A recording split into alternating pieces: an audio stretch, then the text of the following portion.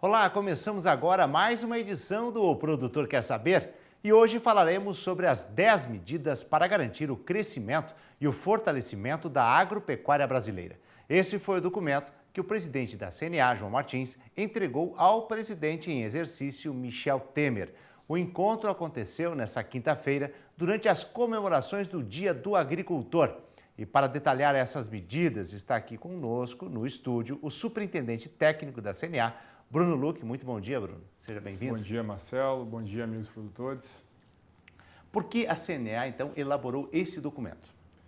Bem, a ideia do documento era justamente no Dia do Produtor Rural, né, que nós tivéssemos um compromisso dos nossos governantes sobre algumas medidas que vão destravar, né, os gargalos que nós temos no agro ou promover mais ganhos de competitividade, né, como um todo. Então, o recorde foi um evento simbólico, né, algo que marcou como mais um recorde da agropecuária brasileira, além da produtividade, dos indicadores econômicos. A questão do Guinness foi mais para chamar a atenção, mas o principal foi a elaboração desse documento, que foi entregue ao presidente ontem, ao presidente Temer, e nós aguardamos agora um retorno, né, vamos ter um site da CNA específico para isso, para monitorar essas 10 medidas. A gente acredita que vai ter um compromisso do governo como um todo, de seguir, né, trabalhar as 10 medidas que nós propomos. Agora, vamos detalhar então as 10 medidas. A primeira é modernização da política agrícola brasileira. Isso, vamos até colocar aqui na tela, para nós termos noção das medidas que vamos trabalhar. A primeira foi, como você acabou de dizer, a modernização da política agrícola brasileira. Então, a política agrícola do Brasil, né, criada, vamos botar, fortalecida na época de 1960, precisamos urgentemente modernizá-la, né? Ela teve seu papel primordial nesse período, onde o agronegócio como um todo cresceu bastante. No entanto, ela não acompanhou essa dinamicidade que é a agropecuária brasileira. Então, há uma série de pontos que precisamos trabalhar, né, de forma conjunta para dar mais estabilidade e segurança ao produtor no sentido financeiro.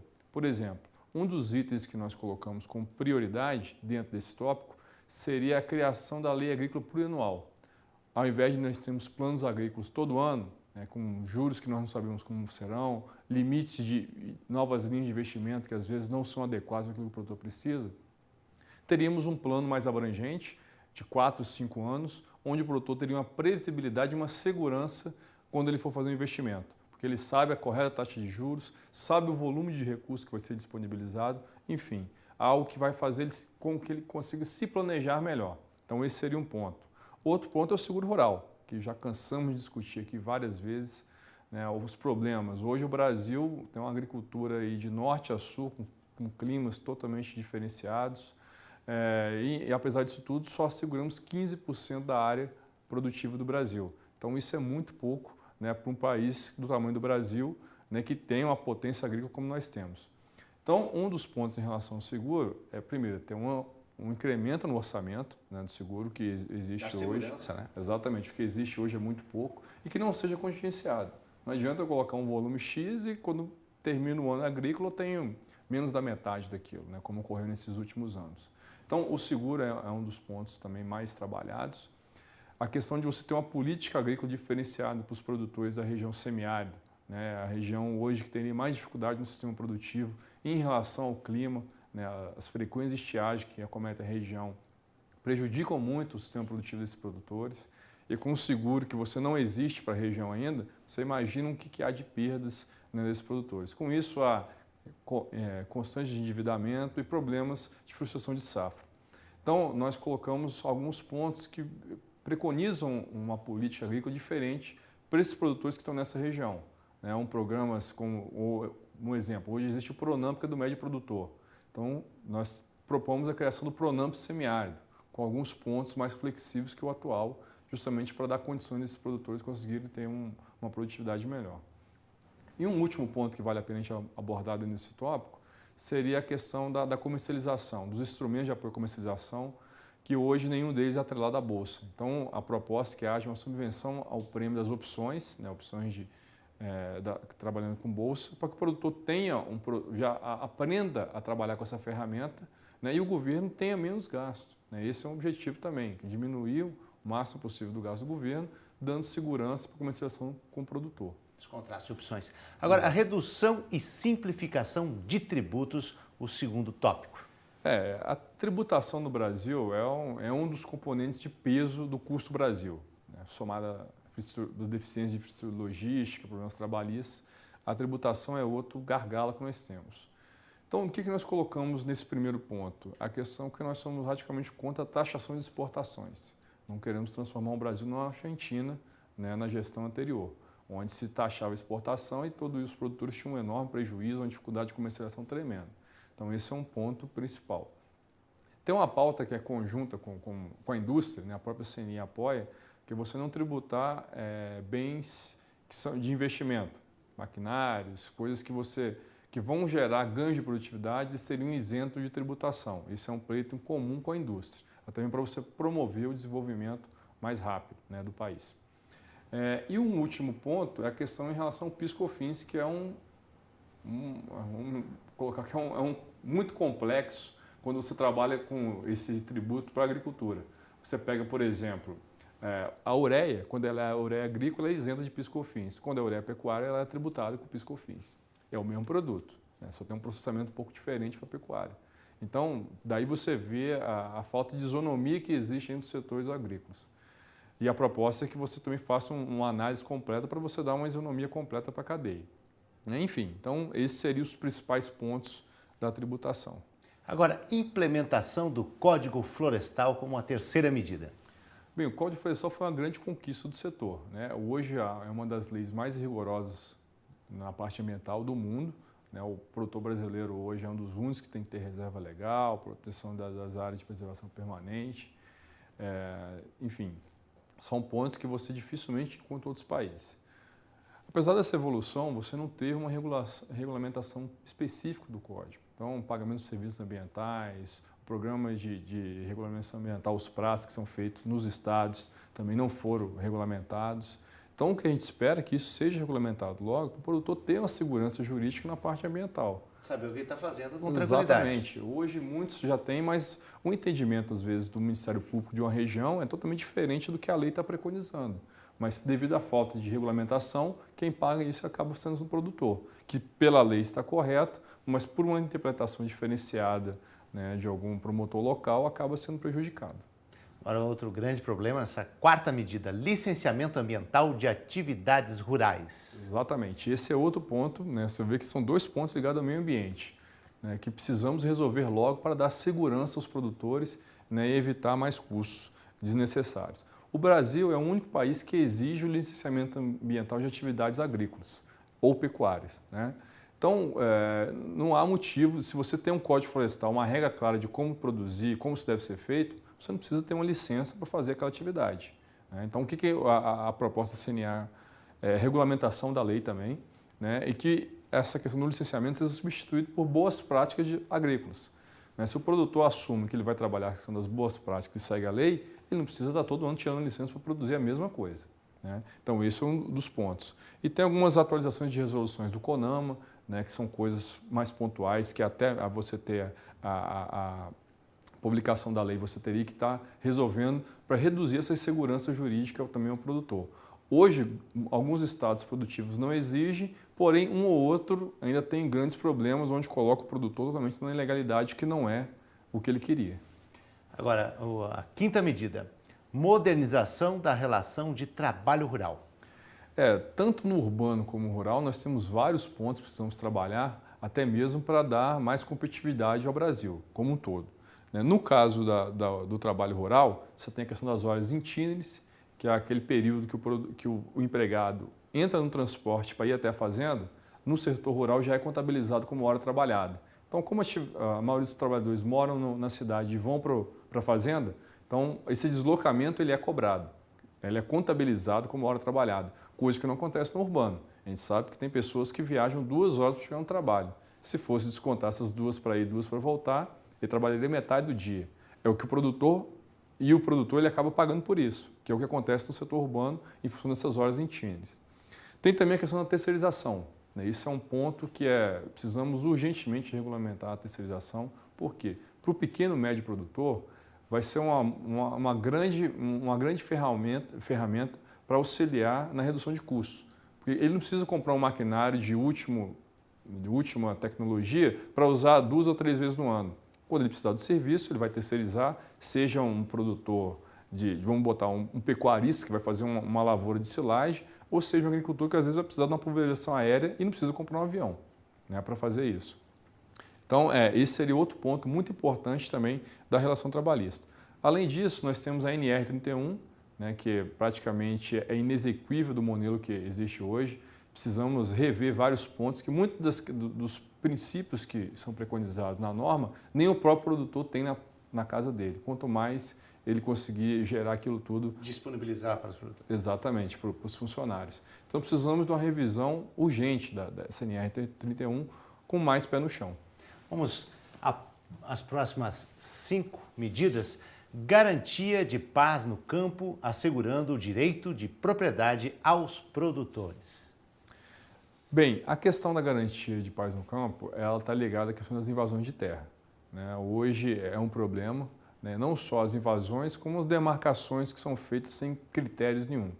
Então, há uma série de medidas que se faça cumprir a lei, né? Hoje é proibido, né? Não é uma forma correta de você reivindicar a reforma agrária, mas o produtor acaba sendo prejudicado com invasões onde já tem reintegração de posse e ela não é feita, né? Então, esse é um dos pontos que precisam ter trabalhados.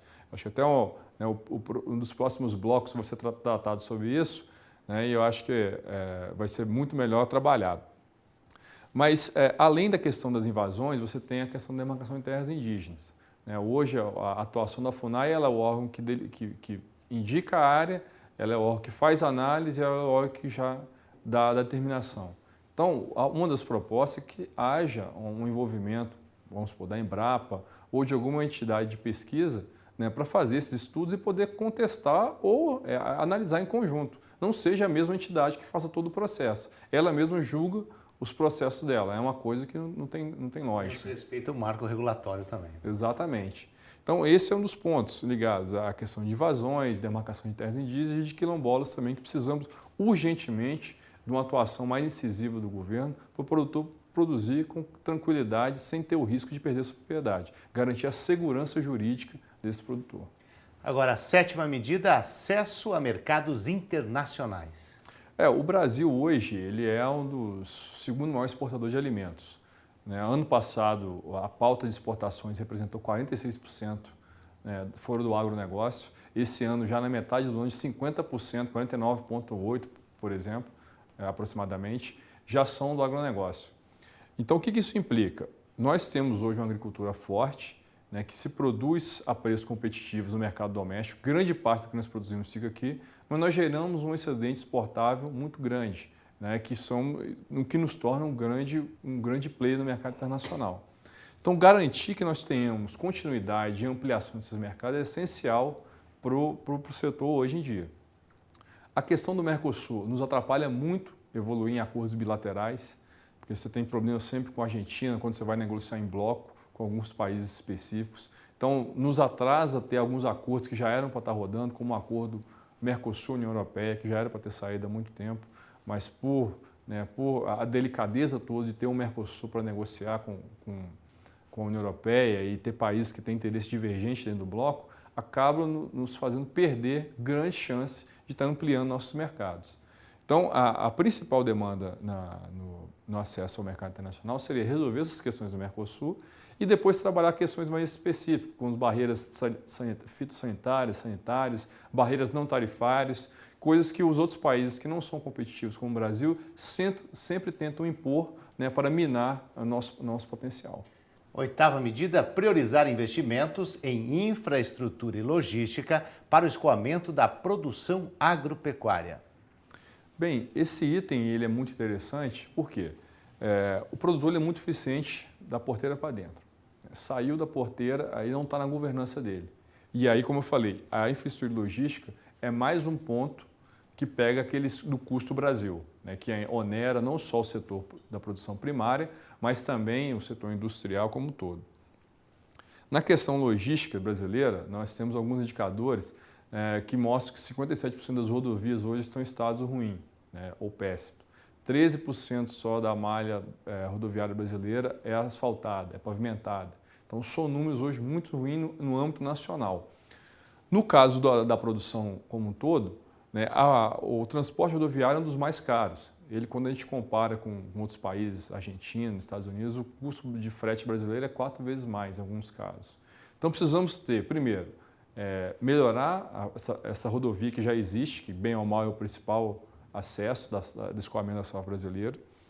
Segundo, trabalhar questões de hidrovias, ferrovias e principalmente de portos. Hoje, mais da metade da produção brasileira é produzida acima do paralelo 16, na região centro-oeste para cima, região norte, onde o escoamento deveria ser por lá. Só que esse escoamento por essa região não chega a 20%. Né? Grande parte ainda vai para a região sul e sudeste, onde a grande parte das exportações brasileiras são feitas. Então, a adequação dos portos também são essenciais para a gente tentar ter um custo mais baixo, né, desse escoamento.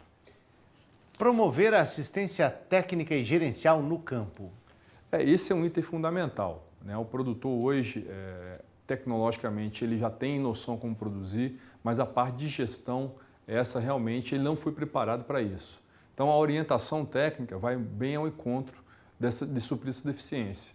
Associar o aspecto produtivo, né, ao aspecto econômico, né, e administrativo da propriedade. A tomada de decisão técnica tem que ser baseada na parte econômica. E aí, nós sabemos a deficiência que existe hoje na assistência técnica, né, nacional, a pública. Né, no último censo, menos de 12% dos produtores relataram que foram visitados por um técnico. Então, a proposta de fortalecer a Anater, que essa Anater ela seja realmente um órgão de fiscalização das entidades de assistência técnica, né, que não seja só focado na parte técnica, como eu falei, e sim na gerencial, que os recursos públicos que forem destinados para a assistência técnica não seja focado apenas no microprodutor, que age também para o médio produtor, né, que você consiga equilibrar muito bem isso, que é uma categoria que às vezes sofre muito mais por não ter políticas públicas adequadas para ele. Enfim, então são pontos que nós precisamos trabalhar, tanto na transferência de tecnologia associada à gestão, como questões estruturantes que vão envolver toda a agência da Anater e a questão de recursos para se estar trabalhando editais públicos para isso. 10ª e última medida, estabelecimento de um novo marco regulatório para registro de agroquímicos. Bem, a questão dos agroquímicos é um tema muito complicado no Brasil. Há um aspecto muito ideológico ainda na esfera pública, onde você deveria ter uma harmonia, visto que é uma atividade regulamentada por lei e inerente a todos os países. Então, a parte ideológica e a falta de estrutura fazem do processo brasileiro de registro algo muito moroso. Enquanto alguns países demoram 2 anos no máximo, 2, 3 anos, o Brasil é 8 a 10 anos para se registrar um produto. Então, uma das primeiras demandas do setor seria a adequação da infraestrutura e do quadro profissional para você agilizar o processo de registro. Com a agilização desse processo, você tem moléculas novas entrando no mercado, que às vezes são bem menos tóxicas, mais eficientes, você usa uma menor quantidade a campo, né? O produtor tem muito mais eficiência em uma única aplicação. Então, com a demora, o produtor perde nisso aí. Vale ressaltar que o produtor ele não vende agrotóxicos. Então, o agrotóxico, como todo, o defensivo, é um custo para ele. Então, quanto menos ele utilizar, melhor vai ser para o processo produtivo e para a rentabilidade da atividade. Então, com moléculas novas, né, se você tendo esse processo mais ágil, ele consegue reduzir esse custo. Né? Então, como eu falei, o primeiro ponto é a adequação na infraestrutura e no quadro. O segundo é dar mais transparência a esse processo de registro. Né? Hoje ainda há muitas, vamos dizer assim, aspectos que são obscuros, né? São divididos em 3 ministérios, da agricultura, do meio ambiente e da saúde, onde você às vezes se perde, né, como os processos estão tramitando. Então, a criação de um órgão isento, como a gente coloca como seria uma CTN-FITO, que é semelhante ao funcionamento da CTN-BIO, né, um grupo de pessoas que estão ali para resolver determinado problema, e esse problema, quando é resolvido, ele é todo o mapeamento dele ele se torna público para a sociedade. Então, essa é uma das propostas, tornar esse processo mais transparente e ágil para que o produtor, né, e toda a sociedade saia ganhando com isso. Ok, muito obrigado. Superintendente técnico da CNA, Bruno Luque, muito obrigado pela explanação e explicação sobre essas medidas tão importantes para a agropecuária. Por nada.